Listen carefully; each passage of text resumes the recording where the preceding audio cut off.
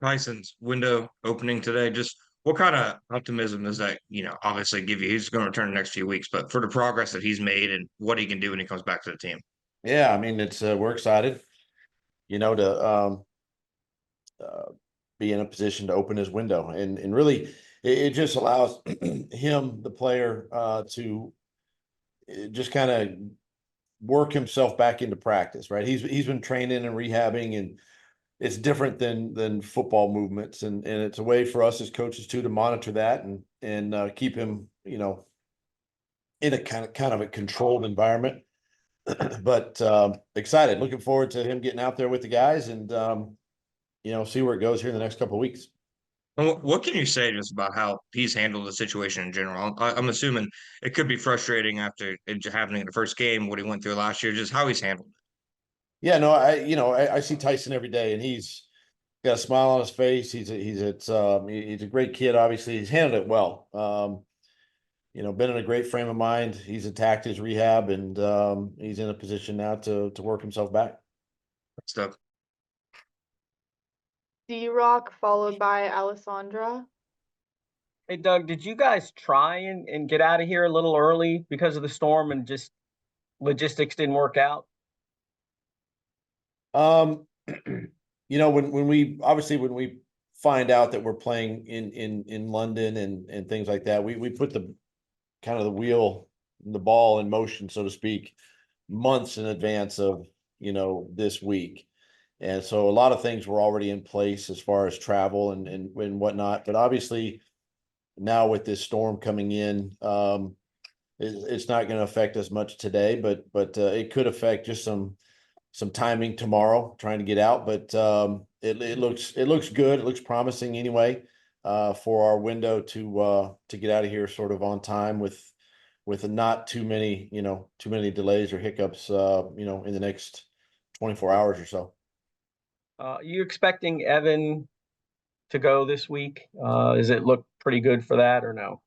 Well, it's looking good today, for practice. Obviously you don't want any setbacks. You don't want anything to happen during the week, but we'll limit his volume, ramp him up, give him what he needs, and see how he is at the end of the week. But him being back is definitely a boost for the offense. And real quick on the London trip, how much does it help these young guys that this franchise is so used to doing this that it doesn't put any strain on the young guys that have never made the trip, right? Yeah, that's the biggest thing, I think, is just you just ease their minds, ease the tension of most of these guys have probably never traveled overseas out of the country. And the Jaguars do a great job of really over communicating and clarifying everything, and the timing of stuff, when we need to get our passports turned in, to how we're going to pack, what we're going to, how we're going to travel, when we're going to travel. Everything is ironed out, and it makes it easy for all of us, and particularly the young guys. Thank you. Yep. Kind of adding to that, do you think that the team is going to have an advantage because of the prior experience playing back to back in London? It's familiar to the guys that have been there. As far as an advantage goes, we still have to get over there and get acclimated quickly. But I think, staying at the Grove, the travel, all of that is familiar, to us, and that does make it sort of gives you a peace of mind, I would say, traveling over there. But you still have to, bottom line is, when you get there, you still have to get acclimated, keep the guys rolling Friday, Saturday, and get ready for the game on Sunday. Mark Long followed by Mia. Hey, Doug, I got a couple. First, you mentioned the Grove. How big of an advantage is that for you guys to be in the same spot for 2 weeks, or how much more comfortable is it that you don't have to change after that first game? Yeah, I mean, it's nice. You just come right back to the same place. You don't have to load up, like we did last year after a couple of days in one spot and go to another hotel, another spot. But it'll be nice, unload your bag and you make that home for the next week and a half. And be great after the game, come right back there. It's your room and your stuff, and you get ready for the next week. Did you guys get permission to bring Tayshaun Gibson this week, a week earlier than he could have come back? Yes. Even though, this week is his 6th week, much like Cam Robinson last year, getting permission because his window is going to open after this game. So yes, we did. Do you see a scenario which he could help you guys in week 7? That's something we gotta take a look at. We're week 6 now. You're looking at Tyson potentially week 7. Then you're looking at Foye. You're looking at Dewey.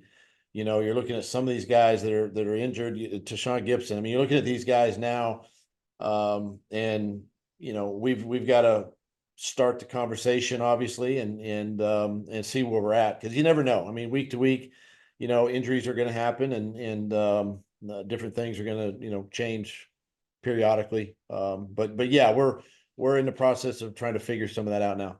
And the last one for me is, I know the NFL investigated and found no issues on the flight to London last year, but did you guys change anything, talk about things, in the wake of this Brandon McManus lawsuit? I think it's important for everybody that travels with us, whether they're part of the team or they're part of the business staff. That's an extension of our building. That's an extension, really of the NFL property. And so, we make it clear to everybody, that there's a certain way we travel, and we've got to respect to our owner. Our owner allows us to travel a certain way and travel extremely well. And we got to respect that. So, we revisited, back in training camp when we went to Atlanta, I guess, in the first preseason game, and you just continue to revisit, the policy, the NFL policy, our policies, on how we travel. And, we've had good trips so far. Unmute myself, right? There we go. I got 3 for you. Let's just start with. Oh, I thought that was okay. Oh, yeah, this is okay. Yeah, right. Exactly. I got 3 for you. First, just to clarify what you just said, you Tyson to be back week 7. We're leaning that way. Yes. Leaning that way. And then Foye, his progression, since you brought him up. Yeah. Foye's trending good. He's out of the boot. He's being able to do more things mobility wise.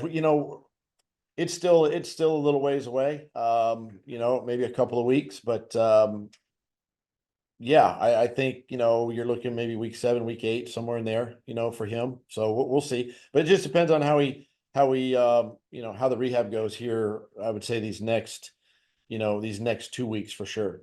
So will he make the trip to London? Yeah, he'll come over, so we can have hands-on, with him and his rehab. Yes. Awesome. Big picture. And obviously, Berg, the staff, you guys have been at this for decades. But how much do you think, even for the players themselves last year, those injuries to Christian, obviously the injuries to Trevor, how much do you think that changed the perspective of being proactive, immediately putting Tyson on IR, especially knowing the hamstring battle he had last year? How did those injuries last year maybe change the approach this year? Yeah, and Mia, that's a good question, because those are all conversations we've had, this year. I think, when you look at the history of soft tissue, these things linger. They could be, they could be 4 weeks, they could be 6 weeks, they could be longer. And, you don't want to be in a position. And now that you can standard elevate your practice squad, I mean, that obviously comes into play. But we've got to take the health of the player.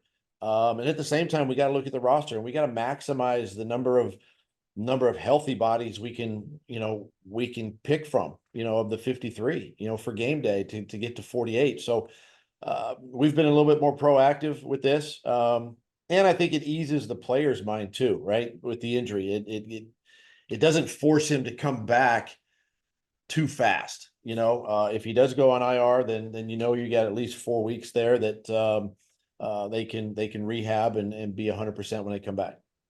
And then last one for me, as far as the Bears go, I don't think we've had a question about them yet. The first 3 weeks of the season, I think probably gelling. They gave up 14 sacks. Looks like they've kind of put it together over the last few weeks, especially on the offensive side of the ball. What sort of change have you seen from them through the first 3 weeks to the last two? Yeah, I think the quarterback's playing better. Number one, I think he's seeing seeing the field better, and we know the talent that he is. Great talent, young player, and you know, has the ability to move in the pocket and run and escape. And I think that's you know, for them, I think there's consistency there. The O-line is playing better, and again, just this whole thing takes time, right? It's a you know, a new signal caller back there. They got some pieces that they're all trying to gel together and really kind of, I guess, just kind of get to know each other a little bit. And so you're seeing that improvement, you know, each week. And defensively, just real quick, I mean, this is a good defense. You know, they're one of the top scoring defenses, you know, obviously, since they got Montez Sweat, and rightfully so. He's a great player, great edge rusher. So we've got our work cut out for us. Awesome. Thanks, Doug. Bet. These will be the last two. We'll go to Gene and then we can quickly go back to John Shipley. Hey, Doug, have you had a conversation with Ryan about the coverages on the back end in the last 6 minutes of Sunday's game? Because it just seemed like the situation called for cover two, and it just didn't look like it was cover two all the time. So I'm just wondering what you've heard from Ryan about that. Yeah, we've had, you know, look, we've had conversation about that, and you know, we as coaches, we got to make sure that we communicate obviously better with our players, and making sure they understand the situation of the game and what we're asking of them. So all things that are fixable, all things that are correctable, and we just got to drill down and make sure the players understand those situations and what we're asking of them. Thanks. John Shipley, last one.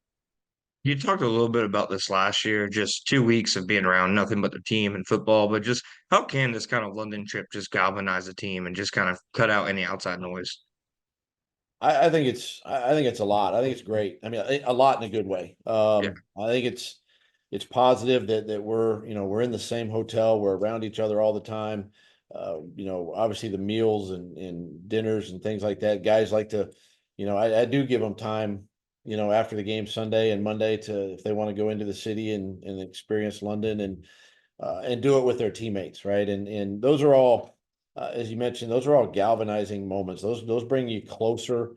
And the fact that too, you get to bring your practice squad, you know, and they get to kind of experience this whole thing too is good for our organization, good for our team, and you know, we've had positive experiences doing it. So it's definitely a plus to do this.